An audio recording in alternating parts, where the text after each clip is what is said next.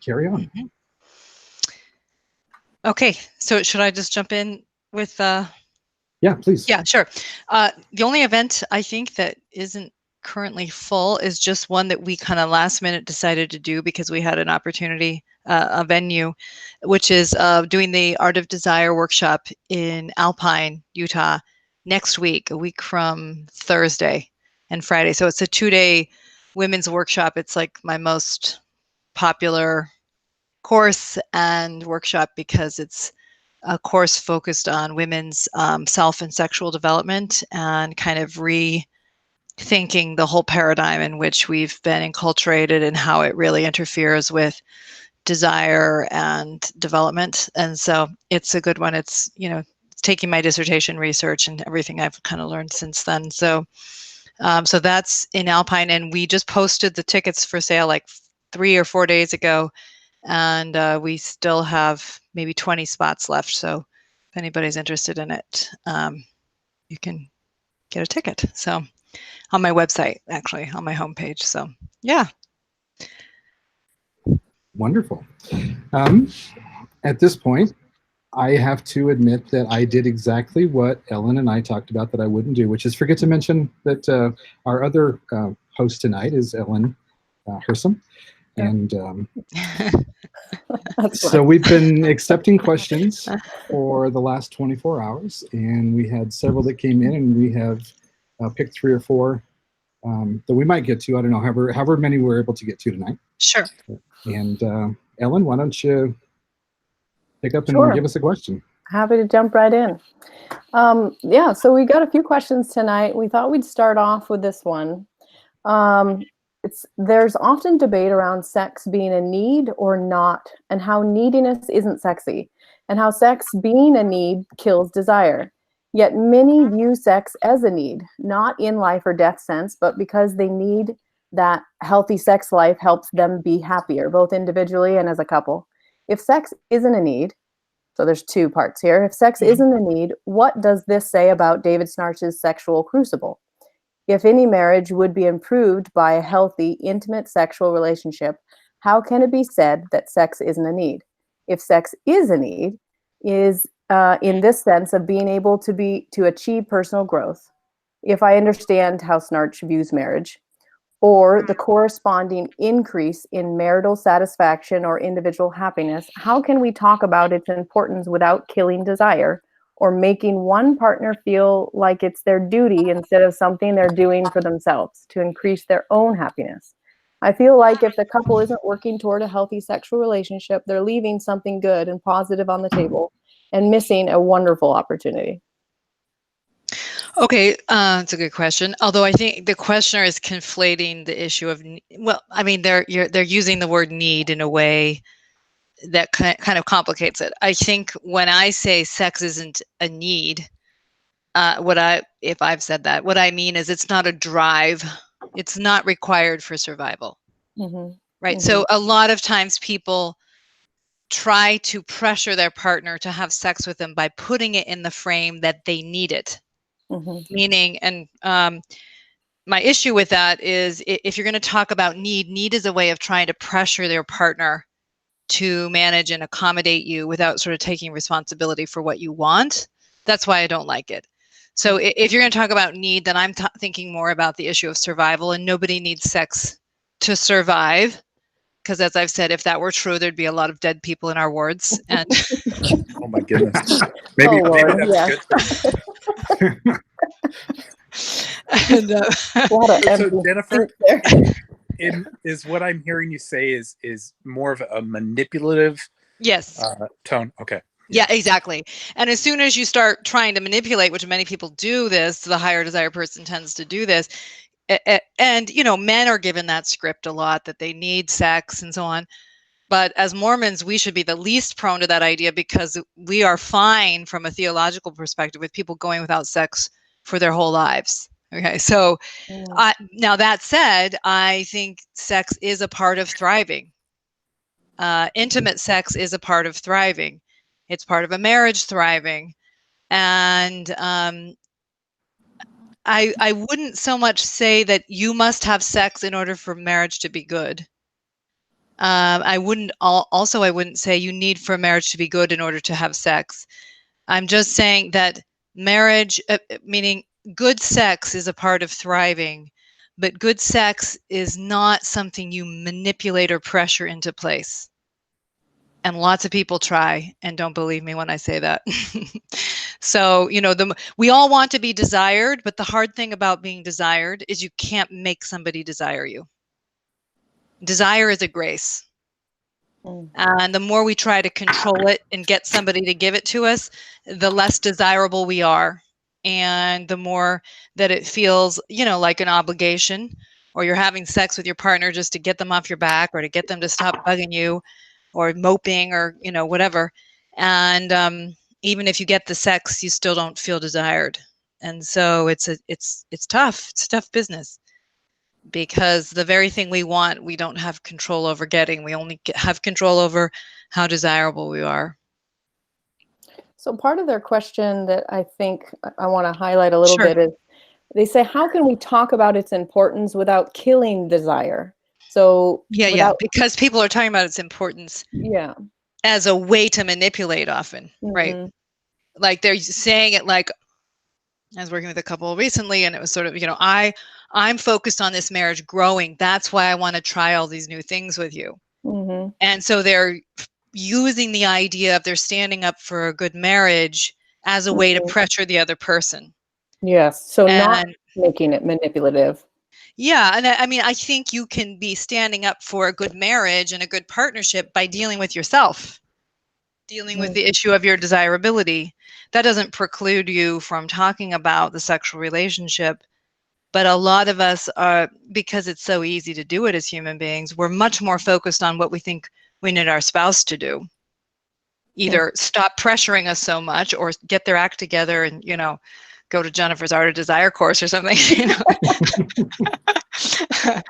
You know, I have sometimes the men go and buy the course, and then the day later they ask for a refund because their wife doesn't want to go. But you know, so they're pressuring more on what the other person needs to do as opposed to what is my role in a an unsatisfying sexual relationship.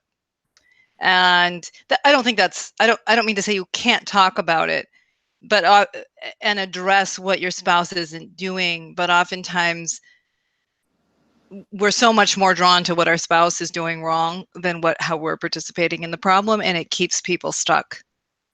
Yeah, and they mentioned right at the beginning, this neediness isn't sexy. Exactly. So if somebody's approaching this conversation in a relationship about their desire to have sex and be in a relationship, a sexual relationship, they could essentially be approaching it in this neediness.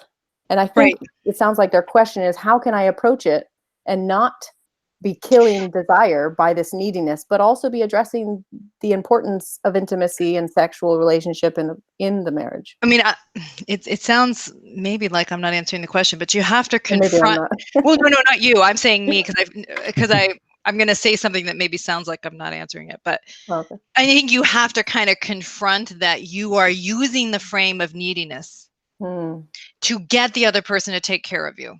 Right. So I feel so bad about myself. I feel so undesirable. I feel so depressed when we're not having sex. And so for the love, give it to me. Okay. So that's you can do that.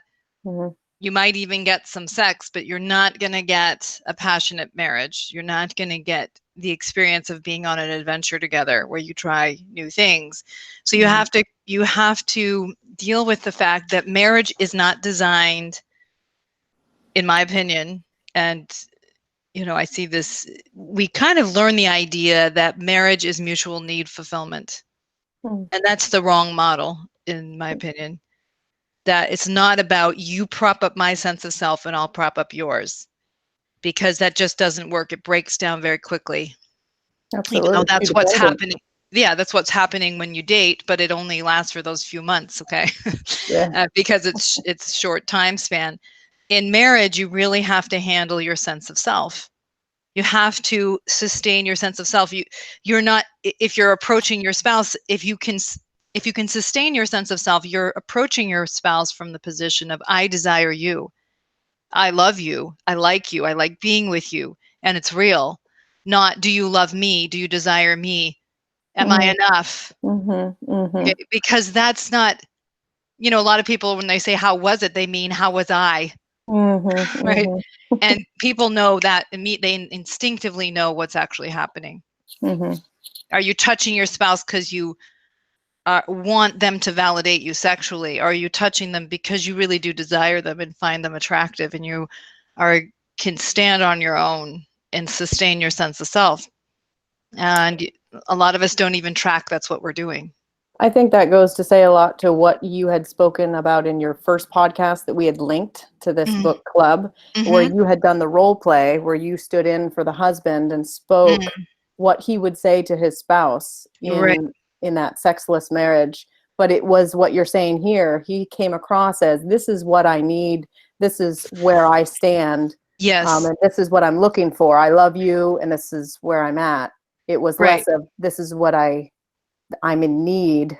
It was more, this is where I'm at. That's right. He's talking about what he wants from a marriage, what he really is standing up for, but he doesn't sound needy. Yes. Yeah. It's not about, hey, you have to give it to me, please, oh, please, oh, please. Yeah. It's, you know, it's like he's sustaining his own sense of self in that conversation. Yeah. Yeah. I wanted to dig into this question. I'm not the one who wrote it, but I wanted to give this person the opportunity to kind of hear out the full. I'm feeling satisfied with it. I don't know who wrote it, but if they have any additional questions, they're welcome to jump in. Otherwise, I want to give time to more questions. I know, Ray, we were going to tag team it. You have a second question to go. I do. So this is a honeymoon question. Says, I've recently heard you and other LDS podcasters talk about how newlyweds can have a better honeymoon. Thank you. This conversation is sorely needed. However, I'm disappointed that it so often addresses only the new husband's likely transgressions while ignoring the new wife's. This makes the conversation feel very one-sided and blaming. I would love to hear you tackle the other half of the problem with equal energy to round out the conversation by talking just as bluntly to future wives about what they need to know and do to make their first sexual experience a good one, both for themselves and for their husbands. The Cinderella will wreck a honeymoon just as completely as the inattentive 2-minute groom we talk about so often. Sorry, you just kind of, I just missed that last sentence. You said Cinderella can wreck a honeymoon as quickly as, and then I think that's what you said. Yeah, as completely as the inattentive 2-minute groom we talk about so often. Oh, 2-minute groom, got it. Yeah, I mean, probably the reason why I focus on the men is in part because we are so male focused in our notions of sexuality, and so lots of men come into marriage, and LDS men specifically, in a kind of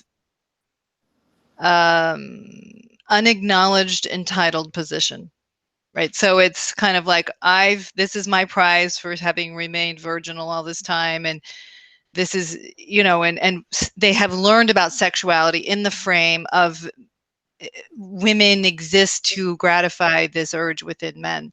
So it very often, the couple is complicit in that framing, meaning they come by it honestly, but that's their understanding. And so it often goes that the woman has a very unsatisfying experience, and you know, they both are kind of participating in this idea that the sexuality is primarily about the man. So, okay, so this person wants me to have equal energy and challenge him. I don't know if I can generate it or not, but I mean, I guess what I would say to a future woman is just everything I say in the Art of Desire course, right? Which is that, you know, your sexuality is as important as the man's sexuality, and this is a partnership, right? And that if you frame it in this idea that this is a gift you're giving to your future husband, you can say goodbye to positive sexual experiences, because that frame will kill it. And so even though it's the frame you've been taught, and you've also probably been taught the idea that, I'm assuming you all, yeah, okay, good. I just lost you, Ray. You know, the idea that your selflessness and your sacrifice is going to be fundamental to the marriage being happy, and that you are partly responsible for your husband's happiness sexually and in the marriage. That sounds a little bit wrong for me to say it like that, but basically you kind of shoulder this responsibility of him being happy, especially sexually, that framing is going to make you unhappy in the marriage, will kill intimacy, and will be a part of you disliking sex soon enough. So you must think of it as a shared experience.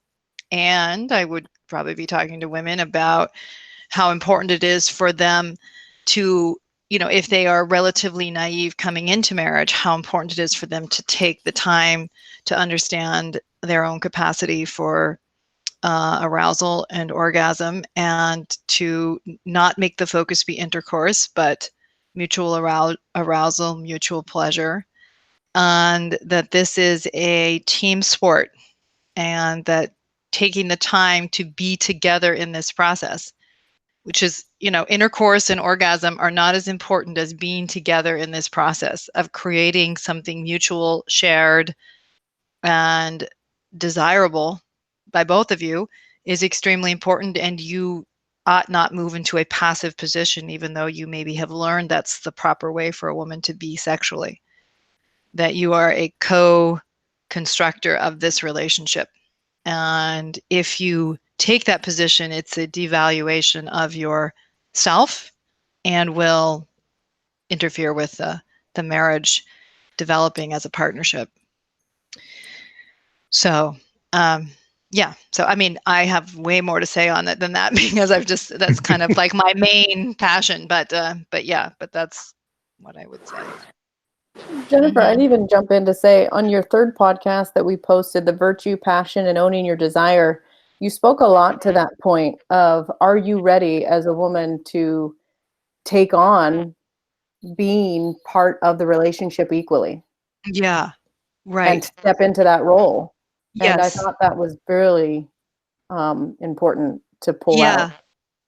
Because a lot of people, you know, can you hear me all right? Suddenly, yeah, I can. Can we make sure everybody's on mute? Just got glitchy for a second. Yeah, yeah.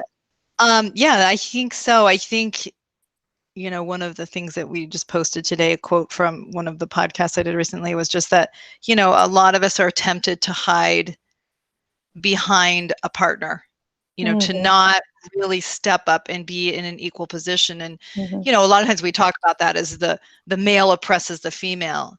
But I think what feminism hasn't articulated as clearly as it's talked about that dynamic of oppression is how, like, the upside of being Cinderella, in a sense. Do you know the fantasy that someone's going to caretake you and protect you from the big bad world, and sort of you can just sort of hide in their shadow. Yeah, there's comfort in it for many of us, and so that's why we're complicit in creating an unequal marriage, is we want a caretaker more than we want a partner. Yes, I'd even go to say that there's familiarity in that. Oh, absolutely. It's right. You know, we grew up watching Cinderella, you know. I mean, I was looking for somebody to ride in on a horse for sure, you know. Literally a horse, a white horse. Exactly. And I remember my first year of marriage, you know, I was actually in a PhD program. I was 29 years old. And my IQ dropped in the first year. I know that sounds ridiculous, but I had earned all my own money for my mission, for college. I had lived independently for years. Okay. I get married and I start, like, I don't know, just doing dumb things like parking in a tow zone because I thought John had told me it was okay to park there. So stupid. I would never have done this in a million years. If I was just sort of moving into the frame that I knew. And even my husband was like, what's going on? Like, why did you do that? And I'm like, I don't know. I got married. My brain's out. Exactly. And almost just like, it's almost in your DNA or something, like you're just moving into what you've known. And so you have to catch yourself that you sometimes are dumbing yourself down because you think that's the way you'll keep yourself desirable. Yeah, I think that's a very good point. It's this idea that keeps you desirable, but in fact, what keeps you desirable is that ability to make choices and be to have a self in the marriage. Identity. Yes, absolutely. And any man or woman, for that matter, who needs a partner to be under them for them to feel strong is a weak person. Right?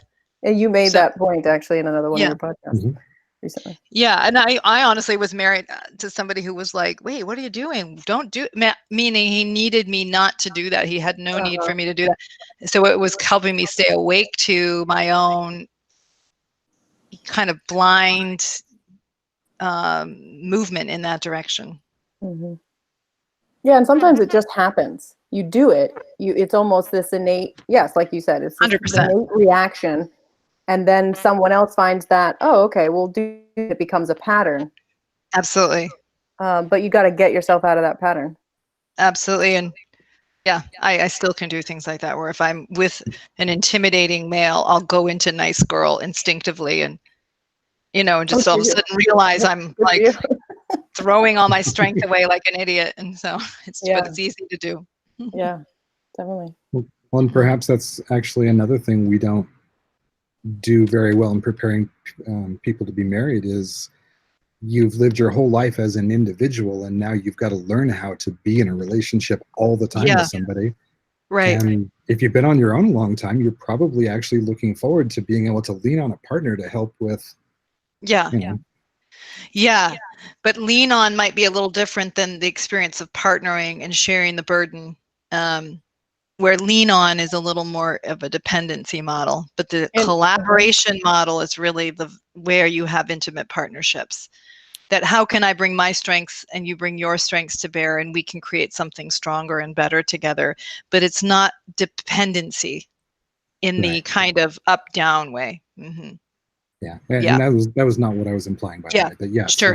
Yeah, I'm just a word Nazi, I have to say, because words communicate meaning. So I'm like, no, wrong meaning. But anyway, So maybe a slightly different perspective. I've worked with a lot of men who've been very patient. They've stopped the pursuing of sex or taken that dominant role, and have allowed themselves, from maybe your podcasts or things that they've just learned naturally, to kind of back off and allow that space to be there.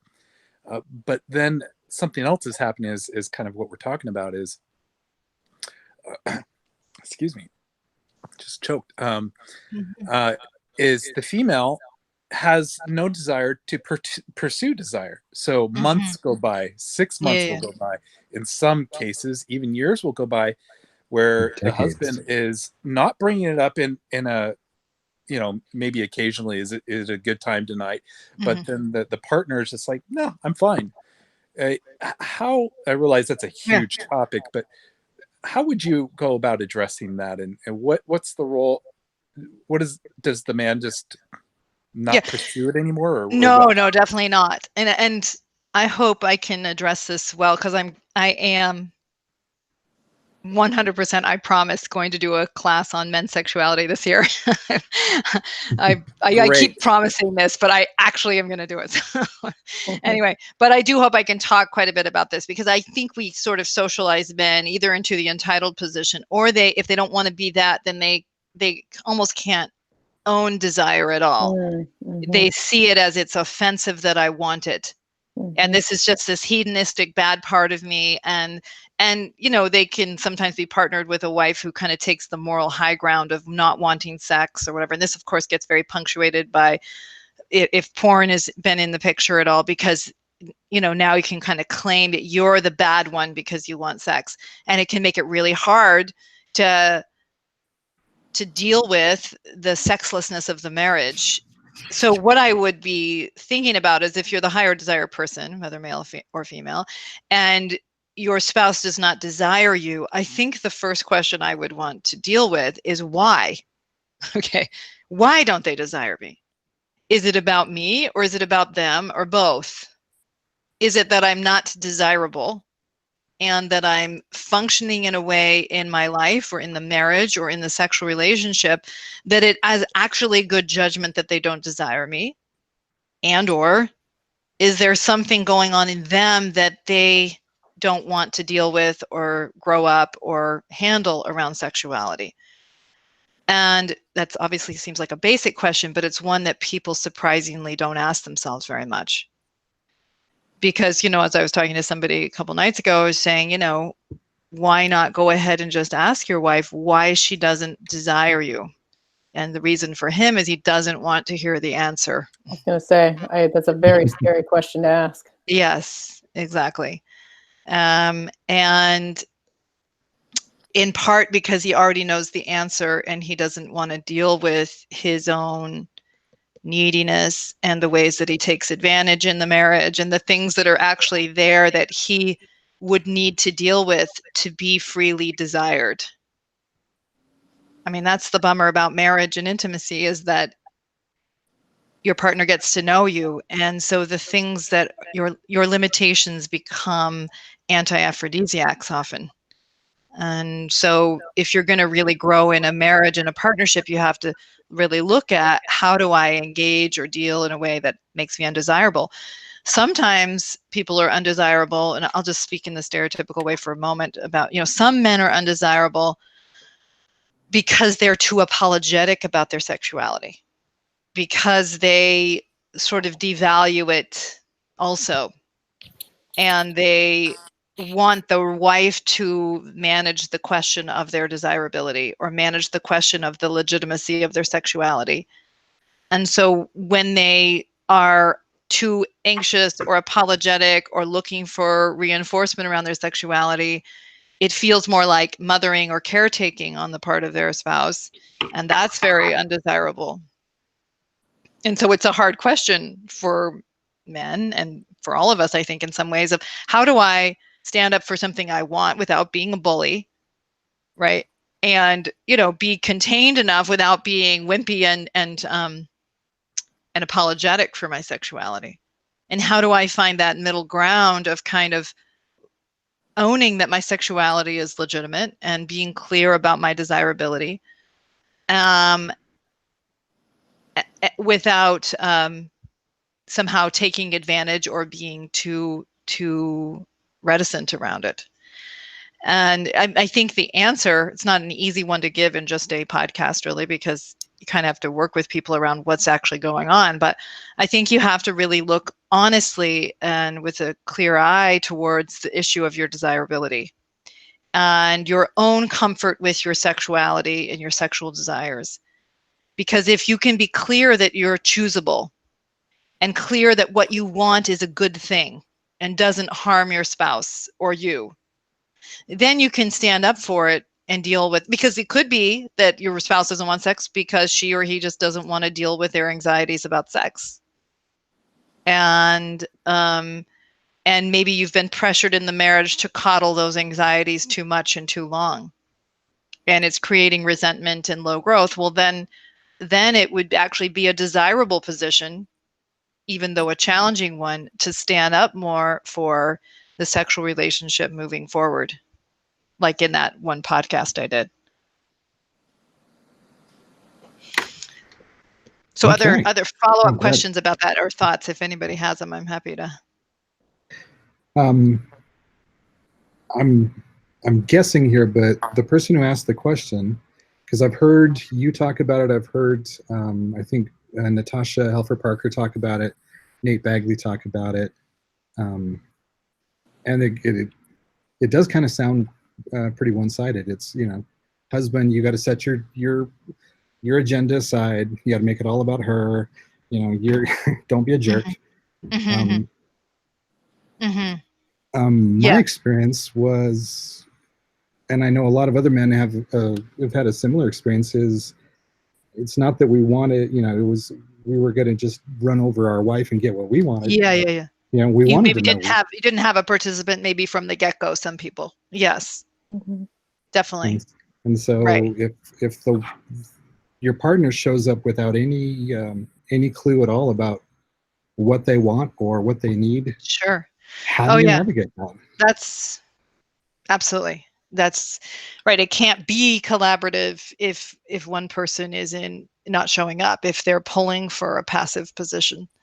And many people are. And, you know, women have been taught not to kind of claim their sexuality because it's anti-feminine, you know, that, and so a lot of people believe they're going to show up and the man is going to teach them about their sexuality. And really, how does he know?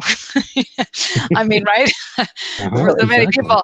And also, how do you co-create something unless you're both participants in this process? So yeah, it's true. I think the frustrating thing is that, and I was one of them, oftentimes women don't realize they have desire, and they don't even feel like there's anything they're not the one with the problem. It's the husband wanting it, and I guess pressuring. But like when I'm in this intimacy group, and it breaks my heart to hear from the husbands, because the wives aren't in the group. They have no desire to want to get better as far as the sexual relationship. So that's what breaks my heart, is these husbands want to, but the wives just shut it down. They don't want to have anything to do with helping themselves or help, you know, and that's what I get frustrated in, is how do you help these husbands like stand up for what it would be beautiful and right and good in this relationship, but the wives just want nothing to do with it. Yeah. And I mean, there's the part of me that's compassionate towards the wife, and then the part that would challenge the wives. Okay, so the compassionate part is, this is how it's all set up. Okay, so you know, desire is bad. Sexual desire, any kind of desire. I mean, I grew up, the whole Young Women's Manual is about your selflessness and how that makes you desirable, and that's the frame, right?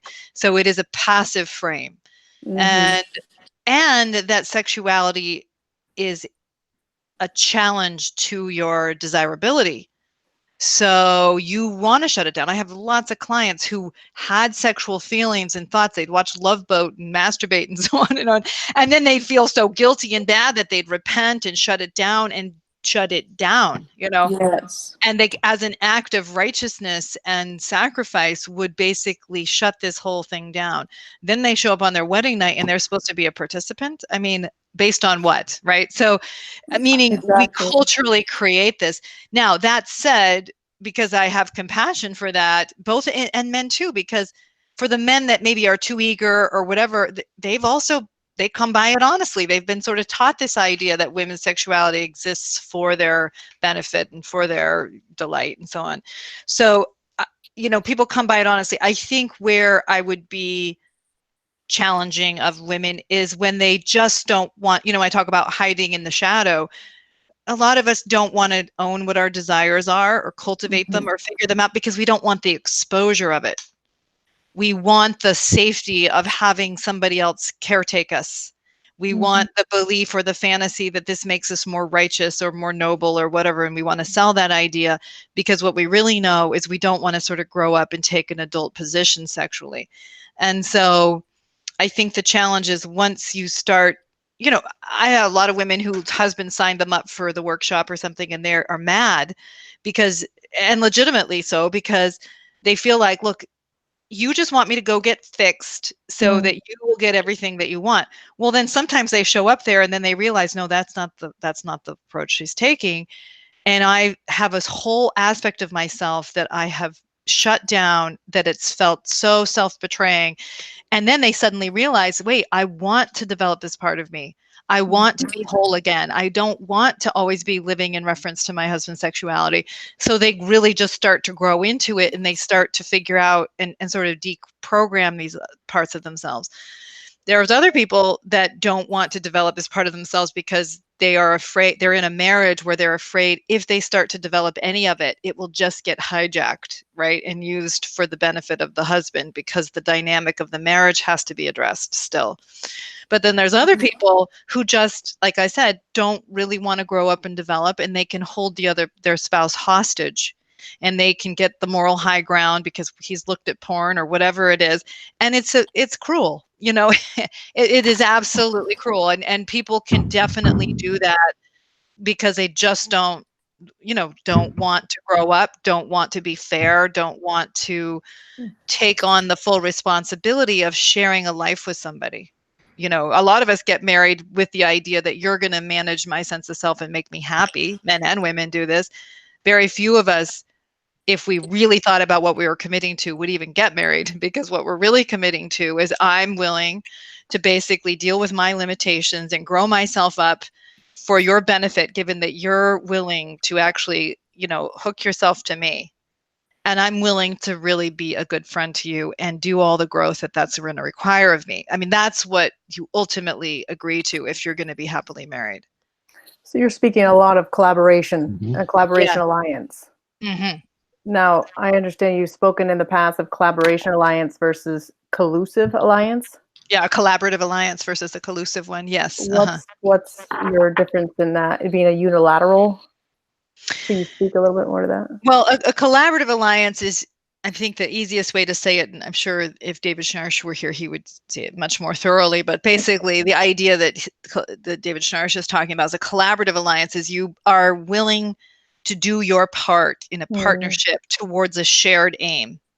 Being good parents, creating a good marriage in which two people thrive, creating a good sexual relationship in which two people thrive. That would be collaborative, and you do your part whether or not your spouse is doing their part. You don't use the fact that your spouse may be having a bad day and not doing their part to get yourself off the hook around your part. Gotcha. That you're willing to stand up and be a grown-up and deal with things even if your spouse is having a bad day. A collusive alliance is basically where the worst in your spouse and your worst in you, and everybody's in some version of a collusive alliance with their spouse. The happier people have less of one, okay? But a collusive alliance is the worst in you hooks into the worst in me, and it justifies the worst in each of us. We use the worst in each other to justify the worst in ourselves.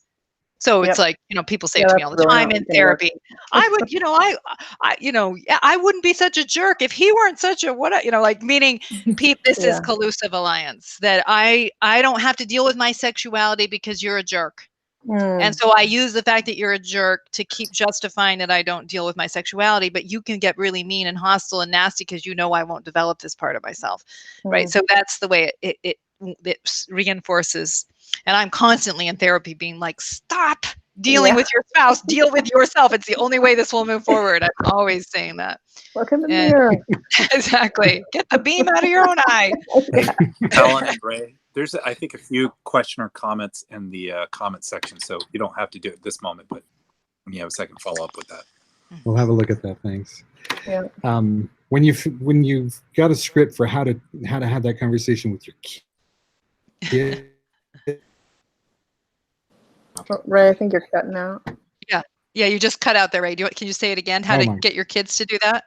Yeah, I want to. If you ever have a script for how to address that with your kids, when their kids were younger, you started it. When my kids were younger, and this was a borrow, I think, from the Ayers book, but basically they would have to sit on the couch and they couldn't get off until they each owned what their role was in the problem. So that's one version of it. Yeah. Mm-hmm. Another version is like put you both in the same boat, and until you can come up with a solution, neither one gets the positive thing. So you have to collaborate to get the positive thing. Right. So, okay. So kind of back to a topic that we had been discussing about the woman really stepping into the role of being collaborative and in equal partnership in the relationship.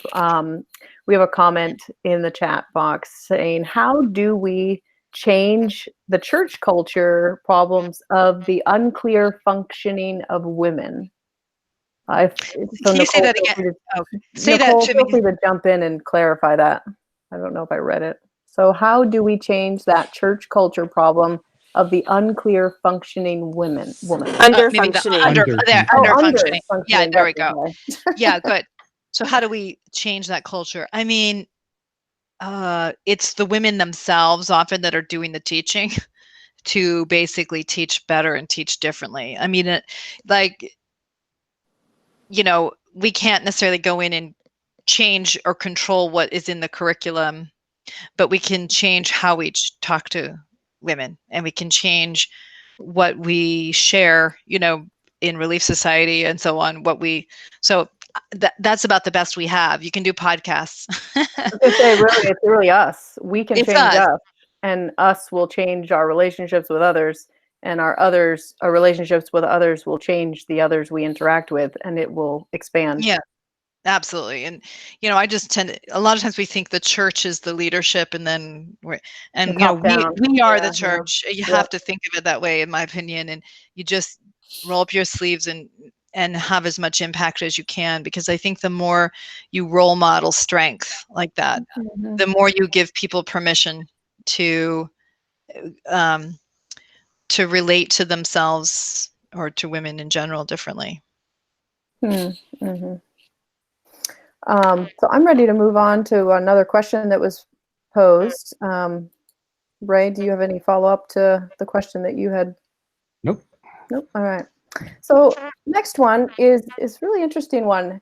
It says, how is it best to navigate having sex during marriage struggles? They go on to say, when she's rude or attacks the kids or criticizes or makes fun of me in front of the kids, I'm so repulsed, I don't feel like being around her at all. But then eventually, within a few days or less, we both get the biological urge and want to enjoy each other, so we do. And it's great, and we feel closer and better afterwards. But I worry she thinks everything is okay or resolved because we're having sex, when it's not. Perhaps that's how she feels as well. We started therapy a few months ago, and that's helpful, though expensive, chance to talk through things. However, in general, when we get a rare chance to be alone and talk away from the kids, we'd mostly rather have sex than talk about our problems. Okay, well, Is that's that the a good approach? problem. Any Wrong. advice about sex when difficult problems are also present? Well, it doesn't have to be one or the other, because you could say, I really want to have sex with you, but I think the way you talked to the kids today was horrible. Okay. Now, you don't have to necessarily put them right next to each other. Yeah. But I wouldn't say one precludes the other necessarily. You can say, I like you. You matter to me. I like having sex with you. And I'm really concerned about how we're parenting the kids, and specifically how you are harsh with them, and then I come in and I coddle them, or whatever it is.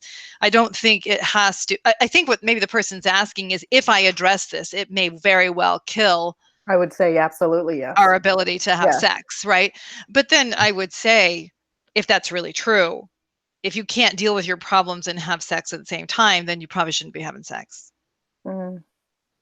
Because if dealing honestly with what's going on in the marriage means that you're going to go through a period of time in which desire gets challenged, well, I personally think you have a deeper responsibility to the well-being of the marriage and your role as parents than to whether or not you have the, how to say it, the placating experience of having sex. So I'm not here to say that necessarily you get one or the other, but if you know that you get one or the other, then I think you have to be really careful about how you're relating to sex. Because So it we has go its back to the cost. original. Oh, go ahead. Go ahead. No, I was just saying it has its cost if you keep kicking. I talk in my marriage course about overreactors, people that are freaking out all the time. But then there's also people that are underreactors, or they don't deal with problems as they arise. That's as toxic to a marriage. You can have people that look like they're doing great because they have sex or they are low conflict, but a huge storm is brewing. And oftentimes when those marriages rupture, they rupture permanently, because they have no ability to kind of handle the problems, because they have no practice in it. And so underreacting to your troubles is really setting yourself up. Yeah, it's an avoidance technique, essentially, what they're doing. And of course the problems grow. Mm. They don't go away, they grow. They start getting out of your control when you don't deal with them. And they're certainly recognizing that. Like they've said, that they don't like that they're doing this. Yeah. They're concerned about this. They've started going to therapy. They recognize that's a very expensive way to talk. Depends on who they're going to. But they also recognize that they're physically attracted, and they have, as they say, the biological urge, and they want to pursue that as well. And so I see that as a good thing as well, that they still have that despite this Yeah, well, and extraordinary it struggle. doesn't mean that you can't have sex for sure, because there's lots of couples that are dealing with their troubles and they're still having sex. Yeah.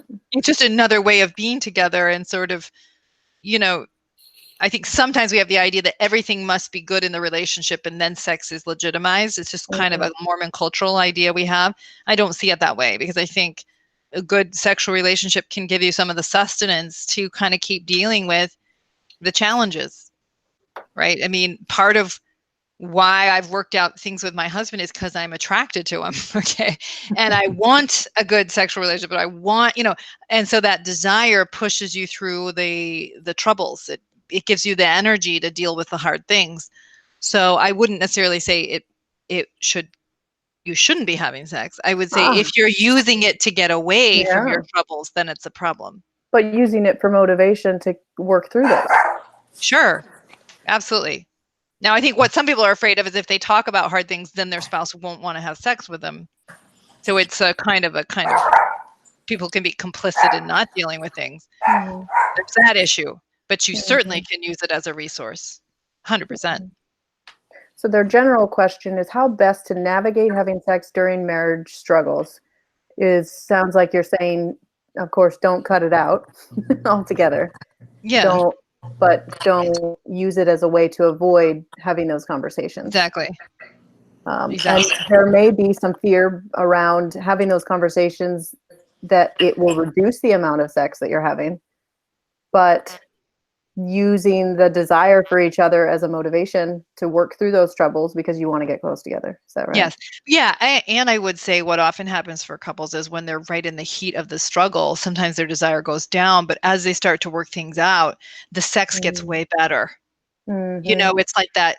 You feel gratitude, you see your partner as somebody who's willing to deal with things. You feel more aware of your separateness as a couple through some of the struggle. And so the sex is more positive. So I wouldn't see it as one or the other, but I think if you want good sex, you want your relationship to keep growing and thriving. And that means dealing with hard things. Yeah, I can imagine that coming through difficulties and then coming to this place of convergence where you're just together on something and you've prepared something together. Absolutely. It would make it even more powerful and even more meaningful. Absolutely. Yeah. Absolutely. Yeah. So, I mean, I think that's how couples continue to create novelty in a long-term partnership. There's only so much novelty you can generate. And I'm all for novelty, but it's still the same person. It's, the same room or whatever. So true. Okay. So, I'm but worried about that. yeah, sure. And I'm all for novelty. There's a lot of fun things you can do to create novelty. But I think what's at the core of a good intimate marriage is a growing marriage. It's a marriage that's growing, and you don't take the other person for granted. You recognize that they will challenge things in themselves. They'll deal with things honestly. You keep sort of becoming aware over and over again that this is a separate person from you who owes you nothing, but that will continue to grow and do better for your benefit and their own benefit. And that drives respect and desire. I think that's a really key point that I'll personally draw out is they owe you nothing. That's right. That's hard to swallow. Yeah, I know. There's this sense of I've done this for you, you do this for me, give, take, you owe me kind of idea. But to get away from that feeling, that's hard. It's hard, and it's the only way to do marriage, in my opinion, to do it from a passionate position, because as soon as you get it into, I need this, you're obligated, you owe me, right?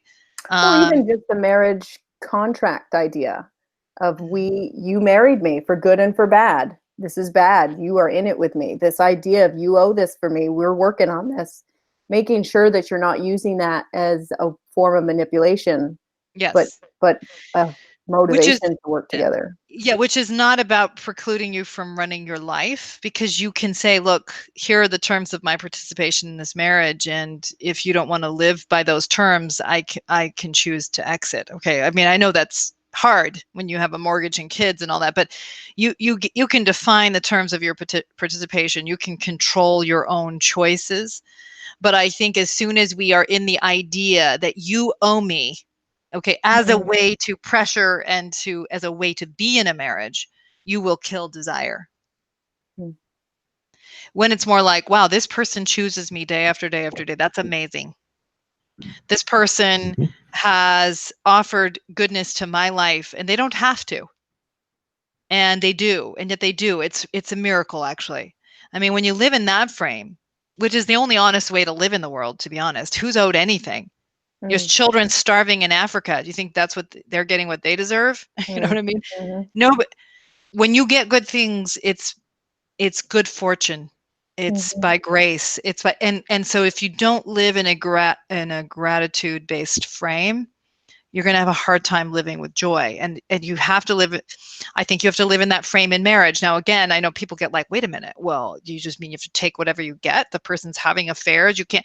No, I'm not saying you can't decide if somebody is bringing too little good, if somebody is trying to take advantage of that commitment you've made, that you may then have to make other choices because living with them is not good for you, right? Continuing to struggle with them is not good for you. But the idea that, but that's different than living in marriage from a frame of demand. And a lot of people want the safety of doing that. And I think there's this importance of, again, as you mentioned, this independence of self. You've mentioned in your other podcasts, sometimes you do have to bring the conversation to the point of, I'm willing to step away from this marriage. Absolutely. If that's the case, because this is not good for either of us. And that's a very scary place to come to. But it's usually where people grow the most.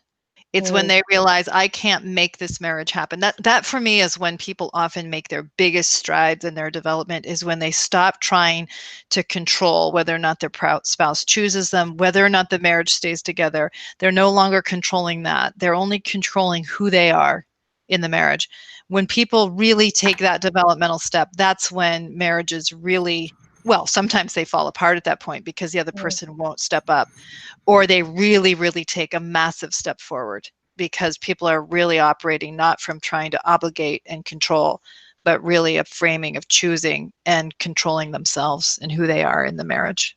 Maybe I'm making a leap here, but would you say that that's more a high desire partner position to be in than a low desire? To put the question of the marriage on the line, you're saying? Yeah. Well, it depends on why. It would depend on why. If somebody is in a marriage where their spouse just won't develop or deal with their sexuality, yes. That's where I'm, that's where I'm looking at. Right. If somebody is in a low desire position because their spouse is narcissistic, for example, or won't deal with the ways that they take too much in the marriage, and they keep trying to stand up to get that person to deal with who they are, because they do want a good sexual relationship. They just don't want sex in the current form. Okay. They're low desire because of good judgment. Well, then they may be the one who's saying, look, I want good sex too. I just don't want what you're offering. It's all about you. And so they may be the ones putting on, calling it quits. Interesting. I think whenever the notion of, is sex a good enough reason to leave the marriage, comes up, there are a lot of people who are really quick to jump on that because they're afraid that if we normalize that, that's going to be everybody's first choice. I don't get what I want, I'm out. And my experience is it's really the opposite. It's when you're willing to actually walk away from, it takes a lot to be willing to walk away from what you have. Absolutely. I don't know that that's anybody's first choice. Well, and I think a lot of times when people are saying, is sex enough reason, we have it in the hedonistic frame rather than if sex really isn't happening in a marriage, there's something bad going on. Okay, you know what I mean? Like, it's not the sex. Yeah, it's not the sex. Exactly, it's not the sex. Sorry, I don't mean to laugh about that. No, but no, you're right. The sex is an indicator of something much more profoundly important going on, and so the sex is the canary in the coal mine. And I think that actually hits the point of their original question. This debate around sex not being neediness around isn't sexy, but also wanting to talk about the importance of it. Yeah. I think it goes back to that, in that it Yeah. isn't necessarily about the sex, but it's the canary. But what killed the canary? Yeah, exactly. It's exactly right. Why is the canary dead? Okay. Yeah. Can we is look sex at that? dead? Exactly. Is there just too much noxious gas that the canary Yes. can't breathe, or is the canary faking dead so that it doesn't have to, Sneaking away. itself? Yeah. Well, it is about 3 minutes to the hour, so I want to respect your time. It has been a pleasure chatting with you and being able to listen more focused to 3 podcasts and collect people's questions and really just discuss with you. So I wanted to give you a couple minutes to close up any closing thoughts you had as far as the discussions that we've had today. If there's any kind of ending thoughts you'd like to share, and then give you that au revoir and that opportunity to sign off, and Sure. really one day invite you to come back. We'd love to have a follow-up at some point and do this again. Sure. But the time is yours. I'm trying to think if I have any profound final thoughts. You probably get this a lot, actually. Well, just say, I guess maybe I would just say I respect in everybody that's here the pursuit of sorting through these hard things. Like, marriage and intimate relationships are not easy, right? To achieve the beauty that relationships are capable of takes a lot of courage to deal honestly with ourselves, to deal honestly with our spouse, to face hard things. It's, happy marriages are not for sissies. Okay. Soundbite. So I Jennifer, really do. Yeah, go ahead. My wife just heard what you said and wants to put it on a T-shirt. Do we need to get a waiver or a sign that happy marriages aren't for sissies? Yeah, you could do that. Just stick my name on it and my website. You got it. So I respect it. I always respect it because I think it's the best in humans when people are willing to kind of face those hard things. And when I watch people go through it, it's hard, but it's really where all the beauty lies. So there's divinity in all that process, even though it can feel like you're in hell sometimes. Well said. Mm-hmm. Well, okay. Again, Jennifer, thank you so much for your time. You're welcome. Have a wonderful evening and keep warm out there. Thank you. I'll try. Okay. Thanks, everybody. Yep. Bye. Bye. For all who are on, go ahead, Ray. You got it. No, you got the book. Okay. Let's go ahead and stop the recording at that point.